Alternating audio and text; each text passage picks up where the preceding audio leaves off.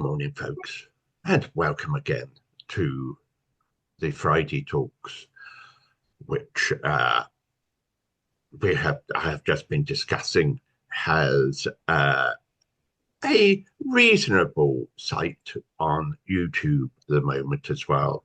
So if you want to watch any of us or wish to watch any other talks, please go to that type in Quaker Talks, and if you just want a person, there you go, and you'll be there. But today we have a very interesting talk.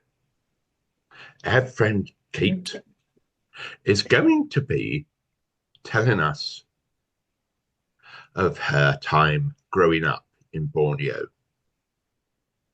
Kate. Thank you. Yeah. Well, first of all, not really done a talk quite like this before. And I have a selfish reason for doing it, actually, that I've been thinking, as you do when you get older, that I wanted to kind of reevaluate that time of my life and see how I view it now as opposed to how I viewed it in the past. And it's been very interesting to be thinking about that. So a brief introduction. I was in Borneo just 4 years, but they were 4, I think, quite crucial years in my life, because they were from when I was 13 to 17. So my teenage years, basically, were spent in Borneo. And I think that's a very formative time of your life. Now, many of you may well know exactly where it is and so on, but in case you don't, I've got the low-tech version. So we're here up in the UK, and Borneo's almost completely opposite on the globe, 8,000 miles away, just above Australia, a large island, and the northern part of it is part of Malaysia. And I also went there at an interesting time when Malaysia was very, very new. I'll probably mention that again. And you may be wondering, why on earth did I go there for my teens? Well, my mother was a single parent. My father had left when I was 5. She was a teacher, history teacher. And she saw an advert in a paper at the meeting house. We belonged to French A meeting then, by a local man who was a headmaster of a school in Sarawak. He was a Methodist minister. This was a religious paper, but yeah, and he was advertising for staff to start a 6th form. And for some reason, she was drawn to this advert. I think she thought she was 48. She'd been head of department. She'd taught 6th form quite a lot. She met the headmaster, who actually came from Bristol. We both met him. And she applied for this job to teach history in a 6th form in Sarawak. And I hope you can see this. Will give you a closer view of the big island of Borneo. And Sarawak, it's not very clear on this, but Sarawak is this bit, the northern bit. And it's about the size of England. the population must have been far, far less. We were in the second largest town, sort of in the middle, I think probably on this river, which was about 30,000 people, and the capital of the state, it's a state of Malaysia, was not an awful lot bigger, to be honest. There were no sixth forms in that town, but there were two English-speaking secondary schools and one Chinese speaking secondary school. The two, no, sorry, there was a Catholic girls' school, Catholic boys' school, and the Methodist mixed school. As you can guess, mission schools originally. And the Methodist and the Catholic boys' schools have decided between them they would try and do a sixth form. The Catholic school would have the science sixth form, and the Methodists would have the arts sixth form. And they needed teachers. And I did ask my mother later, kind of how come she took this massive step. She'd never taught abroad before, fairly conventional teaching career. And she said, well, her mother had died 2 or 3 years before. She had a sister still here. She, only had an ex-husband. She knew I wasn't actually that happy at school. So it just seemed a good time, as any, to have an adventure. And more or less all we had to go on, apart from atlases, was one colour photo of the town on a huge river. It's about half a mile wide, the Rajang River, which is the longest in Borneo.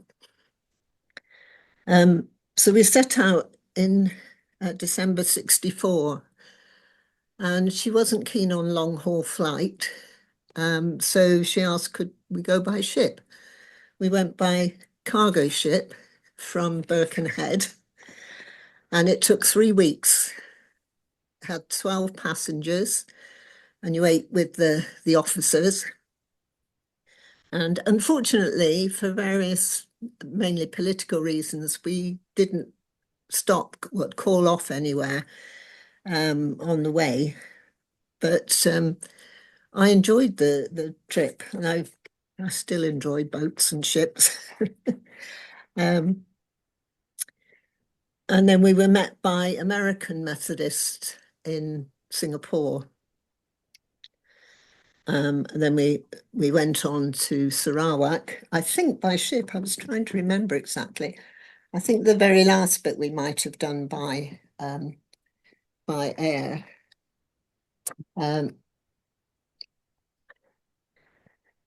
And I started school, well, the term started in January. And I went into the year 10, as it would be now, the beginning of O-levels. And they were doing overseas Cambridge O-levels. So it, didn't upset my education, as it were. We lived on the campus of the school.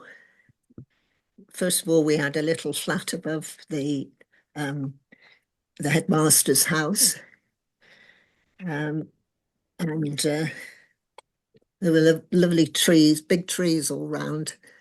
We had a local cat who brought in a few interesting animals. A bat once that had to catch with a towel, a whip snake, which is harmless, and so on. And then they built us a bungalow on stilts, which was traditional style, sort of based on the Malay houses, which were on stilts, which makes it a bit cooler. And if it floods, it doesn't matter. The stilts we had were concrete, but the traditional ones would have been hardwood. I was the only European child at the school, which I was quite glad about in a way, because it meant I had to integrate and I wanted to be part of the culture there, really.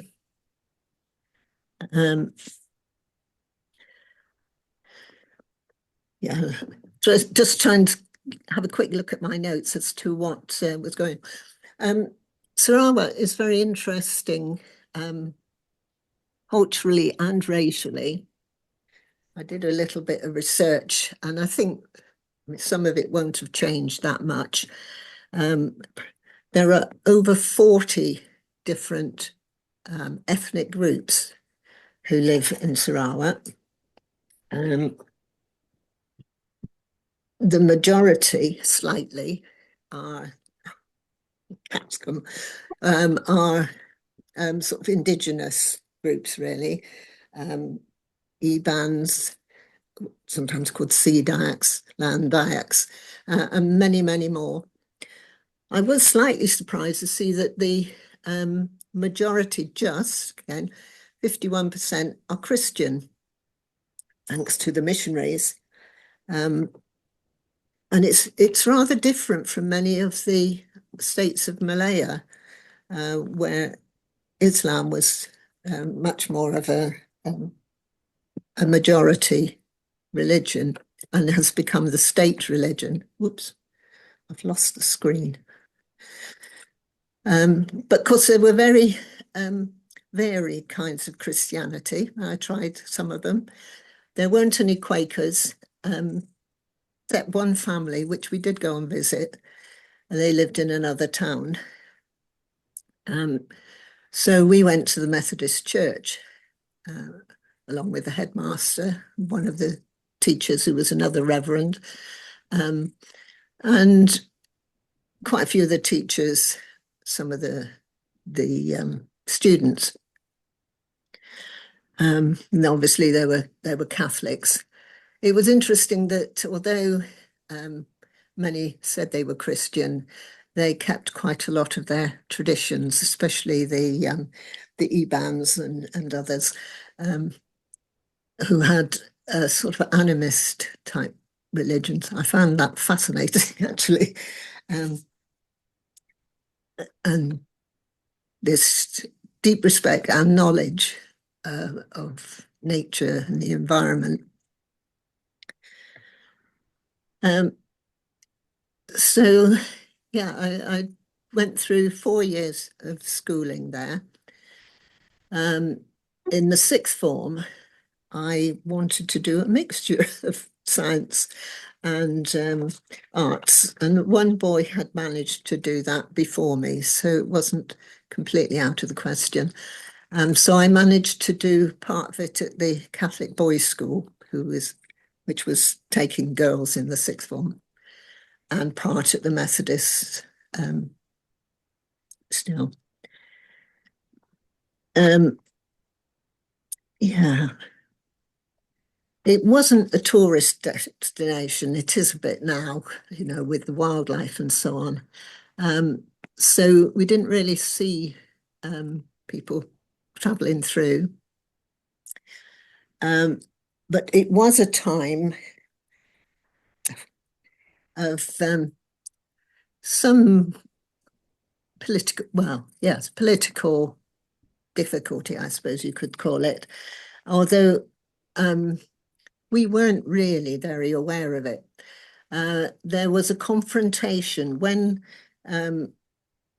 Sarawak and Sabah, which is the very northern bit of Borneo, up here,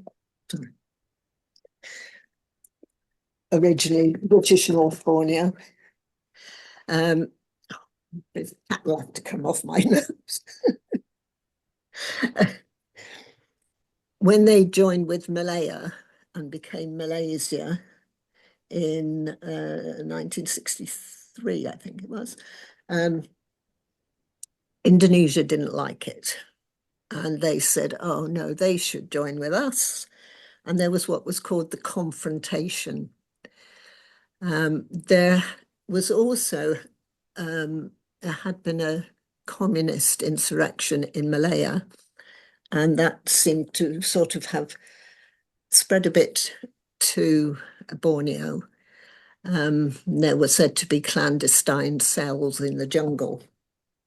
Again, we didn't really come across that, but there were British soldiers, and there were the King's Own Scottish borderers based in Cebu. So we did see them, and thanks to them, we did have Acker Bilk come and play at the school hall, which was nice. And also because of them, well, I think there was a wonderful swimming pool pretty much just outside the town. I didn't find out how we got this wonderful Olympic swimming pool with a separate diving section.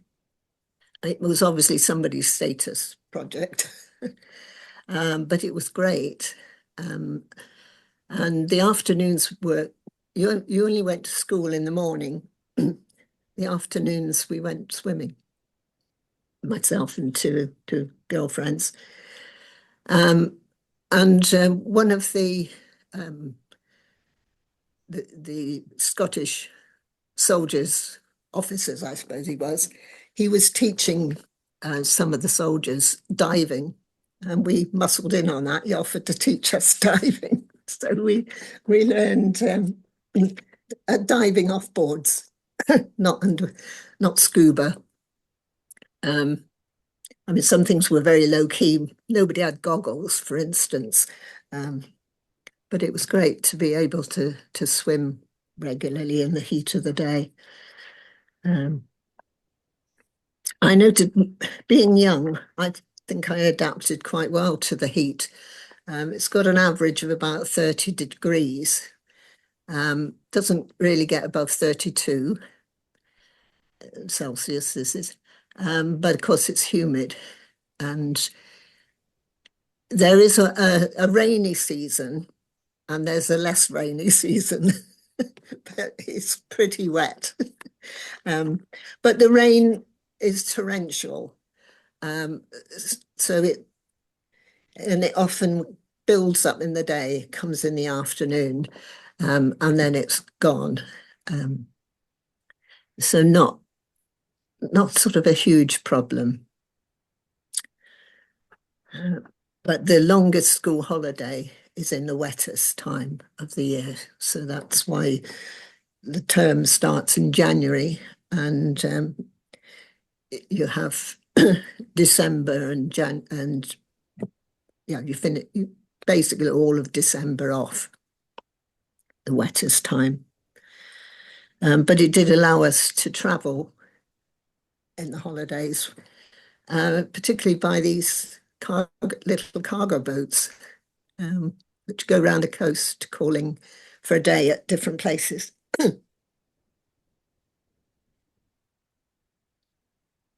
So that was very interesting too.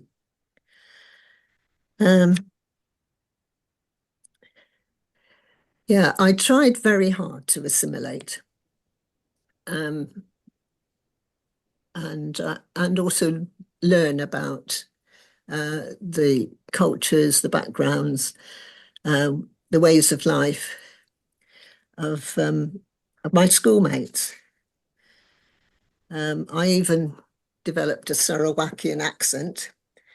English was the common language. I mean, it was taught in the schools anyway. But with all these different groups, English was the common language. And it was only sort of towards the end of that time that the Malaysian government started saying, no, you've got to have the same language as us, Bahasa Malay, which is not even the same as Sarawakian Malay. And I noticed they still, on Google anyway, still talk about Sarawakian Malay or Sarawak Malay as a different sort of, certainly dialect. Yeah, and I did feel sorry for some of my classmates who went on to be teachers. They went to university in Malaya, and they were told, you'll have to teach in Malay. And it was not even a second language for them. So that's quite a tall order. Suddenly find you're all going to have to learn a language which isn't even naturally spoken in your country. Yeah, and I was delighted once, talking about assimilation. I didn't really learn Chinese, just a few odd words, although the majority, the population in Cebu was Chinese. They had come over to help in rubber and also for trade, and they owned most of the shops, lots of shops in the town. But my friends would tell me what was said as we, walked around. And one time we'd passed two other girls, and when we got past them, my friend said, "You know what they said?" They said, "Oh, look at that girl. She's dyed her hair brown to make herself look European." So presumably they'd heard me talking in Sarawak English. I was quite pleased with that. I was also told once that I'd been sworn at for being a European. I consider myself a European. They didn't really use the term white, and on any sort of immigration documents that you had to fill in if you went to Singapore or anywhere else, and it said race, I'd put European, and I think that was quite common. The headmaster would put human. I thought that might not go too well with the authorities. I knew that the Chinese have a term, red-haired devils, which I think came from the very unfortunate opium wars that British fought in order to get opium out of China.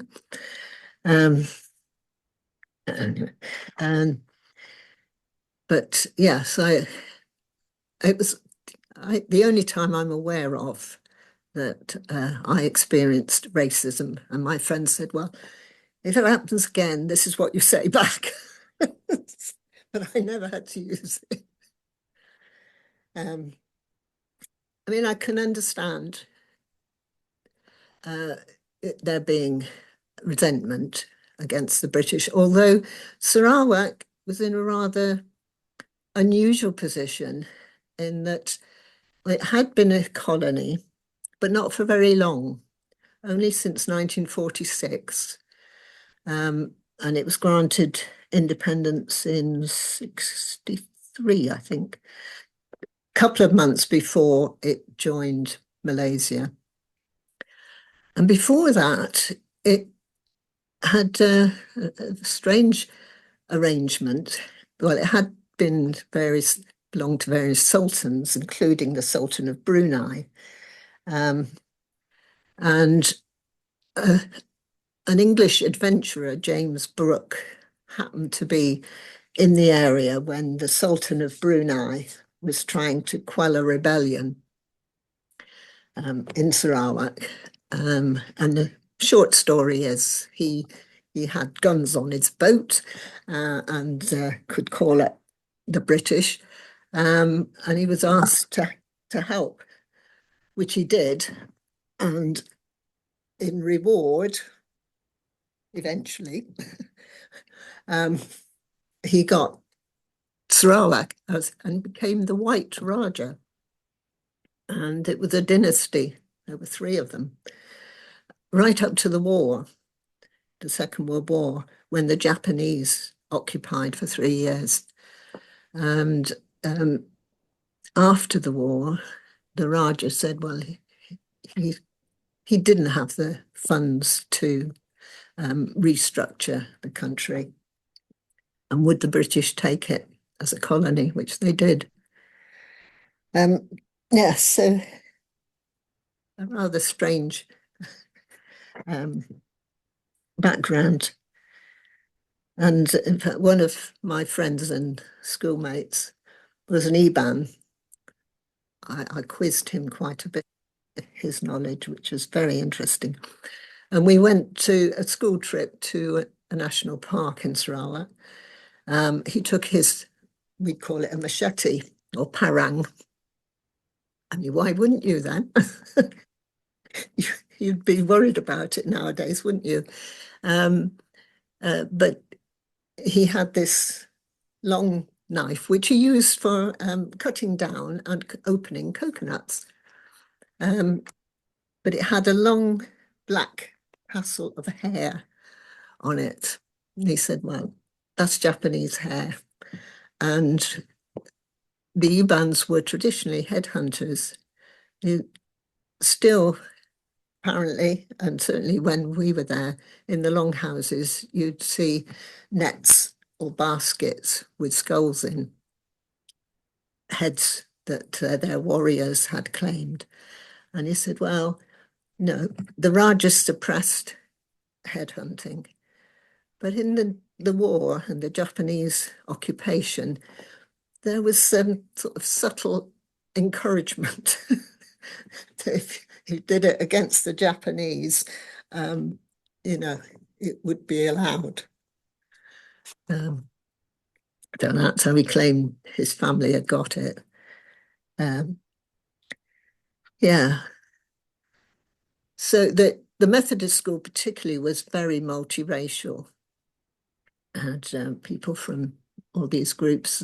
That lad I mentioned, he was the first from his longhouse, which is a village that's all joined together with a veranda in front, communal veranda, and then separate family rooms behind. And so he'd been sent to get an education. And one thing that strikes me, particularly as later I went into teaching, was that the discipline in school was very good, but people valued education. They had to pay for it, but not a lot, and you had to buy your own books. But it was a privilege, especially to get an English education. Some of my friends had gone up through Chinese school, but then realized, I think their parents had realized that they would have better prospects if they did their O levels, etc., in English.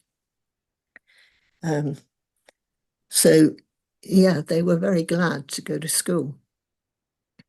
So there wasn't the sort of, oh, so and so's keen. You were supposed to be keen. You were supposed to do your best. You were supposed to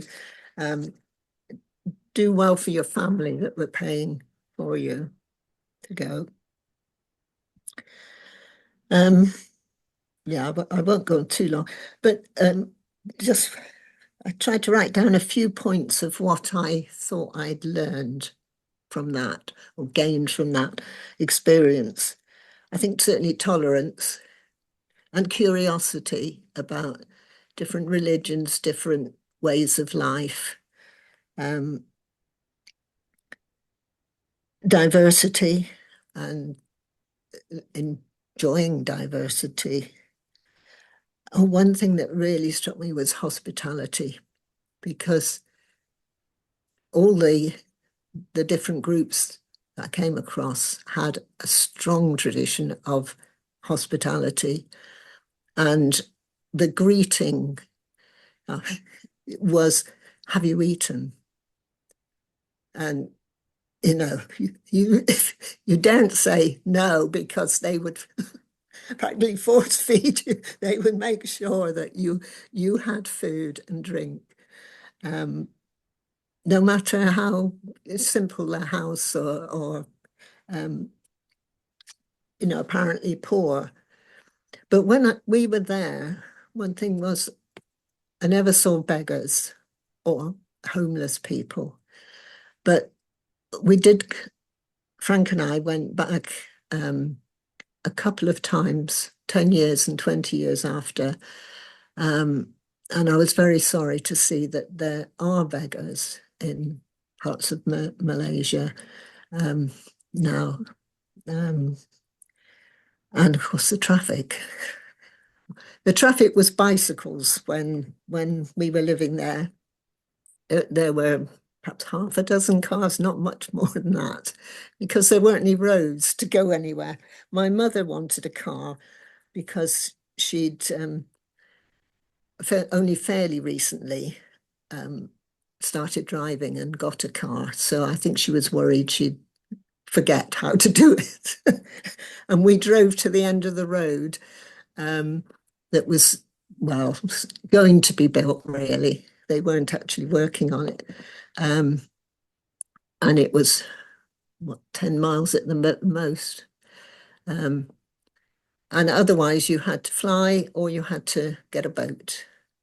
There were express launches that went up and down the river, and there were cargo boats that took people. So many things were simple. I know in the 60s things were a lot simpler here too, but they were even simpler there. There was no television. Radio was fairly limited, but you could have records and you could have, I think we had cassettes just then. You had films, you had cinemas. So we saw a lot of the films that were going around, Dr. Zhivago and so on. But to a large extent, we made our own entertainment and we played sport and visited each other, and people had feasts and so on.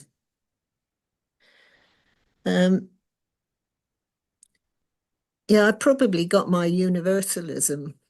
I would count myself as a universalist, probably a type of Quaker, from that experience.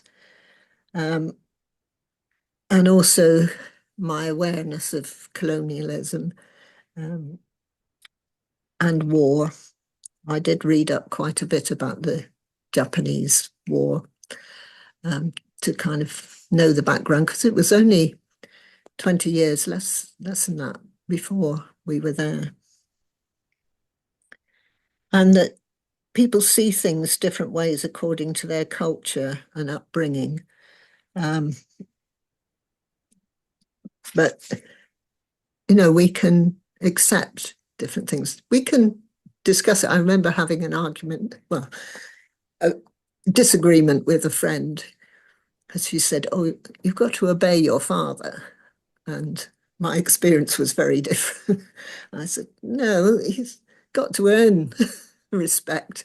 And yeah, obviously in her background, it was a given, but then her father was very much there and head of the household.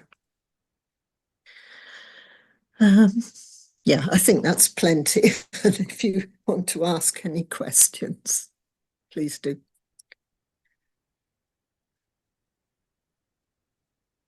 Thank you very much indeed. Yeah, really, really. Yeah, gosh, I would have liked you to have talked for another hour. It's so interesting. I'm especially sorry, I dived in ahead of everybody, but I was interested into the little cargo boat. Is it still possible, do you know, to cross the world really by boat?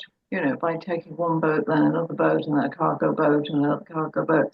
And I mean, I remember reading up about it a few years ago, and it was still possible. I don't know if you happen to know whether it still is. Well, I don't know. I haven't looked lately. A friend of mine went to South America by cargo boat not so long ago. But I should imagine it's much harder. We went on one of the Blue Funnel ships, and they were designed to take 12 passengers. Right. Yeah, Hey, presumably to the colonies, actually. Yes, of course. Yeah.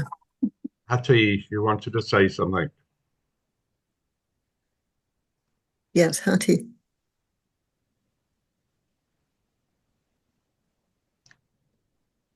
Okay, right. Sorry. Yeah. You talked about EBAN, and I don't know how you spell that. Is that IBAN or double E Yeah, or E? I. IBAN. Yeah, Okay. yeah. Um, and then you said about 40 different ethnic groups, and you gave a couple of examples. Have they got kind of awak on the end of them? And I couldn't hear the examples. I couldn't make out what I was hearing really because it was all new Oh, words. yeah. Well, I just mentioned one or two others, but yeah, I was Yeah. looking up on Google, and it's fascinating. They mention probably all 40, but yes, there are a lot. The British called the Ebans the Sea Dyaks. They'd actually moved in to Sarawak from further south in Kalimantan.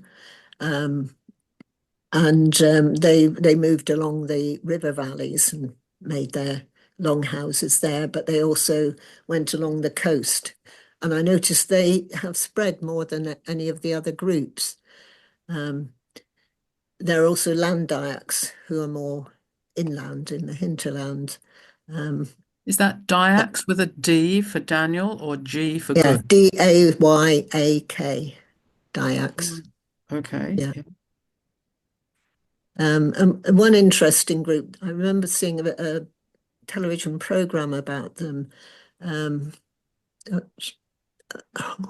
anyway, quite a while ago, I don't know if it's still available, called the Penans. And they are still well, the ones that haven't been assimilated are hunter-gatherers, and live a uh, very close to nature way of life. But unfortunately, the government doesn't really like people doing that sort of thing, and they've tried to rehouse people. Um, and one thing I noticed when I went back, um, when we lived there, there was an awful lot of virgin jungle. There was Uh-huh. also secondary jungle, which is when it's grown back, because one of the traditional methods of agriculture is slash and burn, which you might think sounds awful, but actually, if it's low on a low scale, it works. But yeah, they've since then. Of course, there's a lot of oil palm, and there's also hydroelectric dams, and people have been resettled from there. And although I see they've built new longhouses, so at least they've tried to keep some of the traditional form of the villages. Um, I know people told us when we went back that people couldn't hunt. There weren't the same animals. They were much scarcer, or the land was not suitable for their way of life. So, people, uh, rural people have probably got poorer, although it's supposed to be a middle range economy. It's got quite a lot of riches in minerals and oil and so on.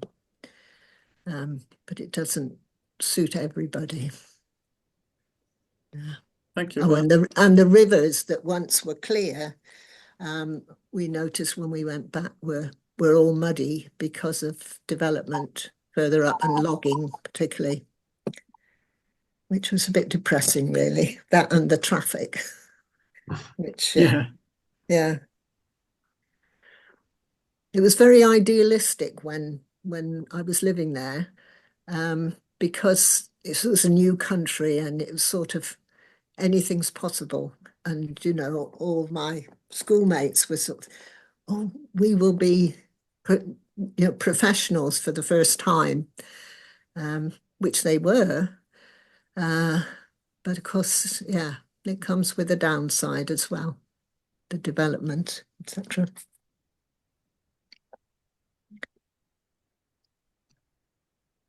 When you went back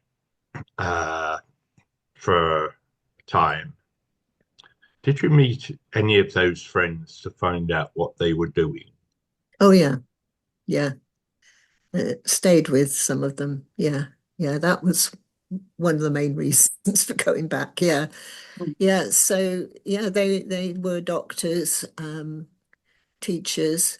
There was a scheme that you could. They wanted doctors, teachers. One friend worked in the agriculture department, so um, those people would be government employees, and they would get a government scholarship to get a degree. But they had to work, I think it was 5 years, minimum 5 years straight after their degree for the government, um, back in Sarawak. Yeah. But it was very interesting talking to them. And yeah, I remember disagreeing with the friend who worked in the agriculture department because she was saying, oh, the Penans, they don't even know how to wash clothes. And I thought, well, of course they don't, because they wouldn't have worn them. They just wore a loincloth. They didn't need anything else. But when they were resettled, they were told, you've got to live like this. You've got to wear clothes. You've got to wash them like this. You've got to. And I thought that's such a shame. But yeah, she didn't see it that way.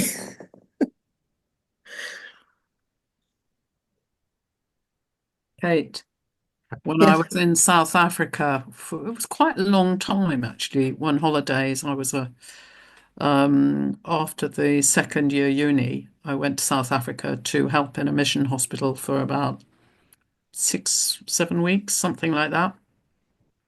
And I remember the ire that the local people just didn't know how to use vacuum cleaners. They didn't get it. And I mean, they lived in mud floor huts, for goodness sake. They turned themselves out in pristine white nurses' uniforms every morning. Wow. Yeah. Yeah. And I loved it when they sang during the preparation of the meals. The whole kitchen crew would come out and they'd dance around the square singing and singing and singing and not getting on with the cooking. And again, the bursar got cross about that. We're supposed to provide all Yeah. the. Yeah. Well, you do. I think I saw that, okay, it was a warm climate. You didn't need heating, but you didn't need hot water either. We didn't have any hot water. Um, we had a kettle. And how little you can live on, and you can repurpose things. Oil cans got used for all sorts of things. um, and those all those modern trappings, which probably have come in to quite an extent. I know television's come in, um, but they don't make people any happier.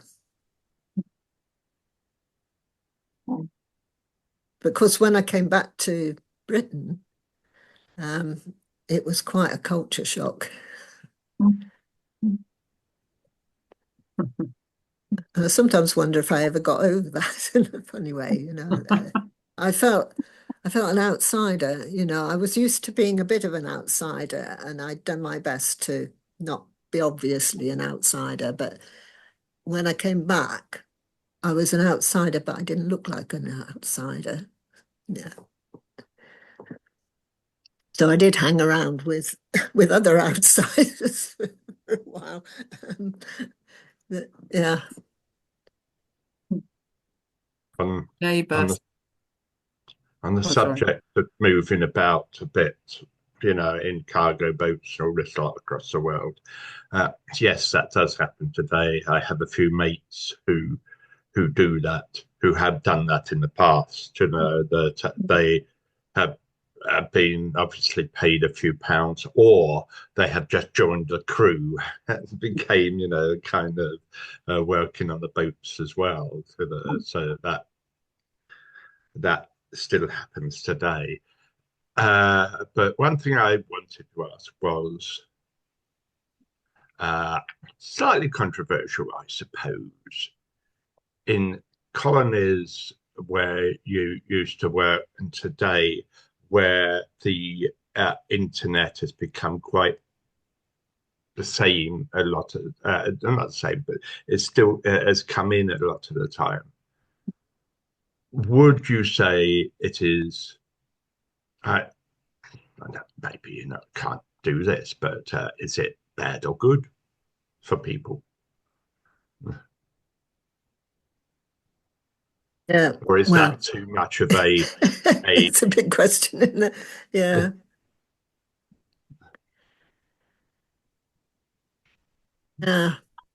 Well, I think we're seeing a lot of the disadvantages now after thinking that it was great. This connect. And I've also wondered, even television. Okay, we had films, but you kind of knew that films were made up, fictional situations, not real. But when television, gets into longhouses, I do wonder, what does that do to people's aspirations and so on? Does it actually make them more dissatisfied than they would otherwise be? Yeah, I don't know.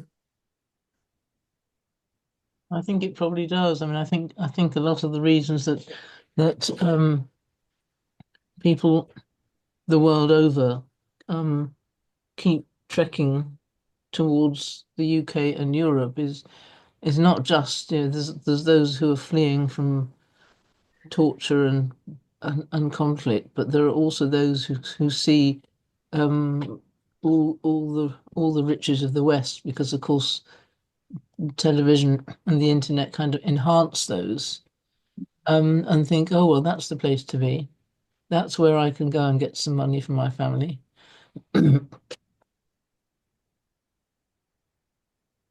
So I think it's sort of, I don't know what you can do about it, because it's sort of, I think if people had a bit more reality TV, they might not be quite so ready to set off on a long and often fruitless journey.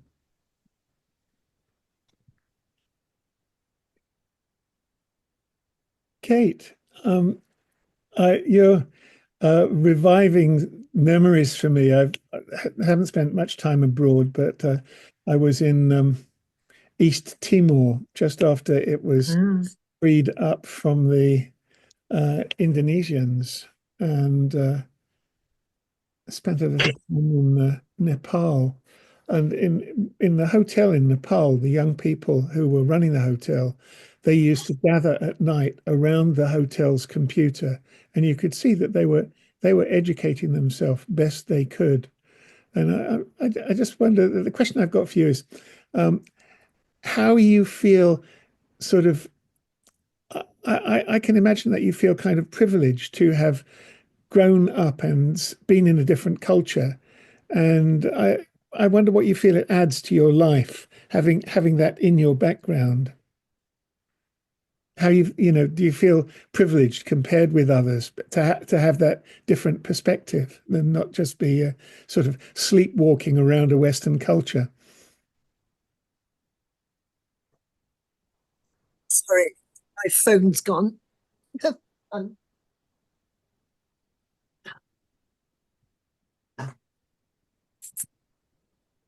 Sorry, that's the landline.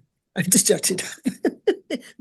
I don't know why sometimes it makes horrible noise like that when I don't answer it. Sorry.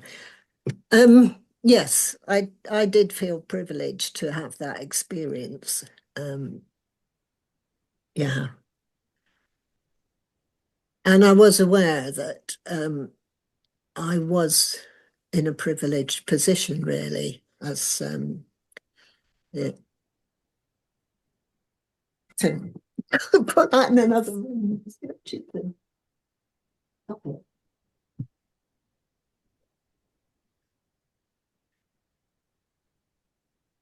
Sorry. Yeah, kind of whether I liked it or not, I was in a privileged position because, you know, we had the money to travel much more than we would have done here. You know, cost of living was much lower. So yeah, I was doubly privileged. Not many people would get that sort of experience, especially at that age. There were a few other British children, like the headmaster's children, but they were much younger, so I didn't really have much to do with them. They were at either at home or primary school. Yeah, I think it's a good thing. I'm very much in favour of exchanges and things like that, so that, you know, people do see that there are different ways of life, and try and understand people who live those different ways of life. Mm.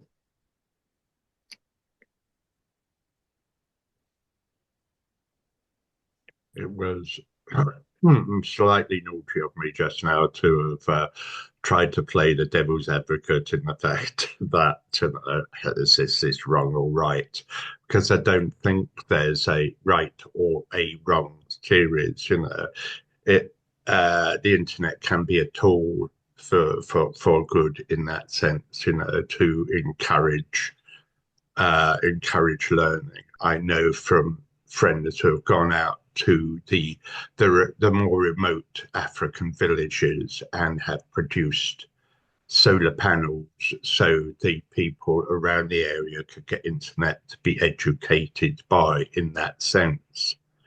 And I've also had friends who said, you know, that the horrors of the internet, the kind of the nasty right wing, left wing, pornography, and all this lot which has gone on there has can change society for the worst. But as someone once said, it's out in the world now. You can't actually ban it completely. You have to work with it to become more like that type of thing. You know, my on a personal level, my brother's wife is from Japan, and she, her mother, went off to live with her sister, which was in the Philippines. So there's a whole different cultural shape from there to there. And part of Elaine's education growing up was within Japan and within the Philippines. So, you know, different cultures, different ideas of what happens, you know, and the the Philippine culture, you know, which has one big capital, and the place where Elaine's mother now lives is quite egalitarian in that sense, you know. So it's so around where you spent a bit of your time, you know, the development has pluses and minuses, I guess. Mm. Yeah. Yeah.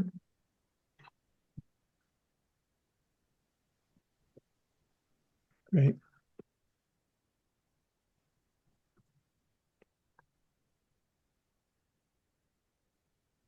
It's right. As usual, I ramble on again. Apologies. I don't know if there are any other questions.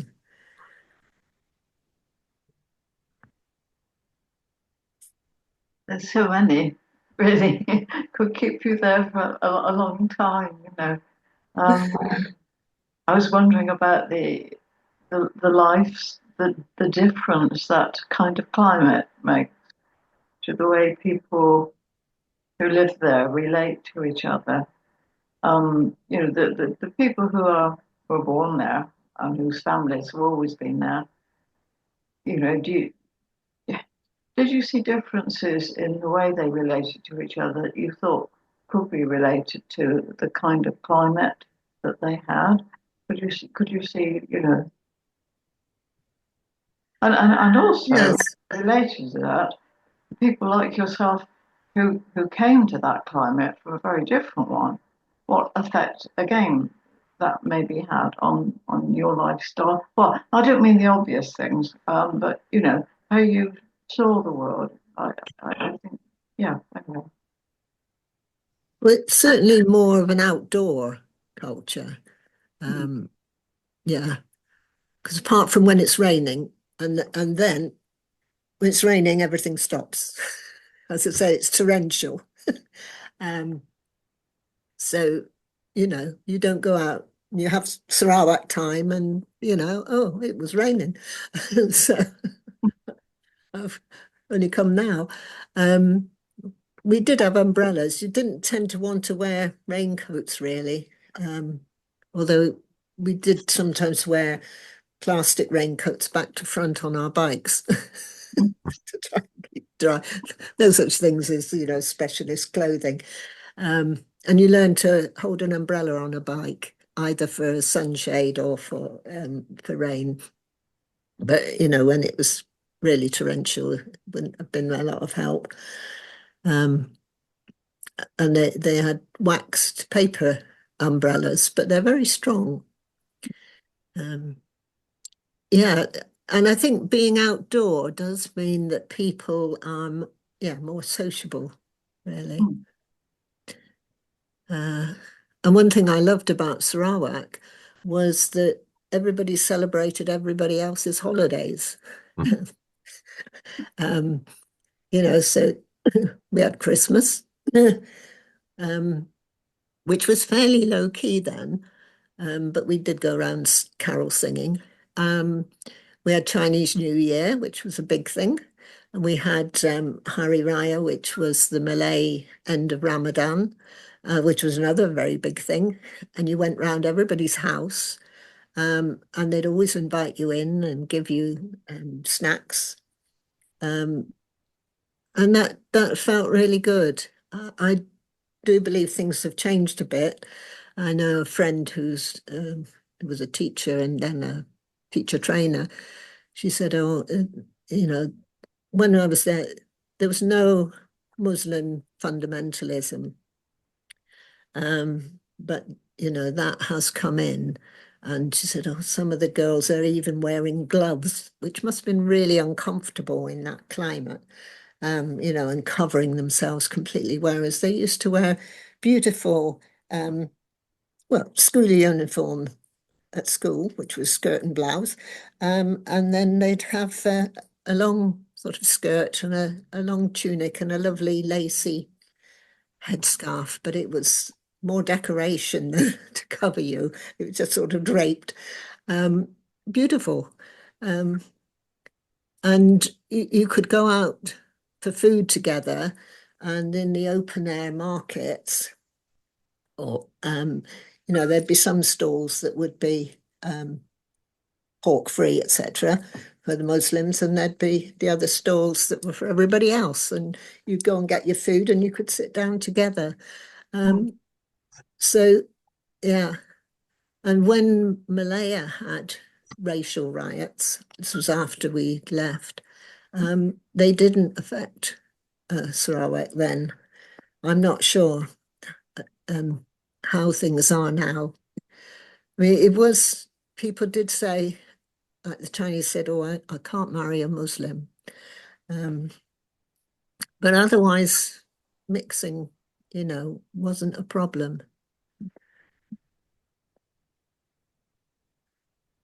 And that was the tolerance. Mm. Yes.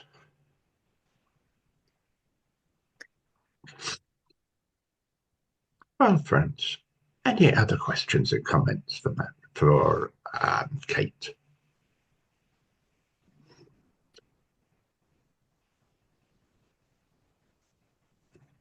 No. Right. Well, thank you, Kate. That was a very good and very interesting hour we have spent together. Yeah. But I am greater informed, as the phrase goes. That's Well, now. thank you for inviting me. Pleasure. And now, Patsy, what do we have next Friday? Oh, give me a second. I will read it off of here. Right. Higher states of consciousness, a Quaker perspective. And this is presented by Alan Playdell and David Saunders. They will be discussing the issue. That's next week. Is issue the right phrase? Area. Discussing the area next week. Right. Well, thank you, folks. And go off and have a good lunch. And hopefully we will see you next week. Thank you very much. Thank you very much. Yeah, Thank I love these Thank you, Kate. talks. Yeah. Thank you.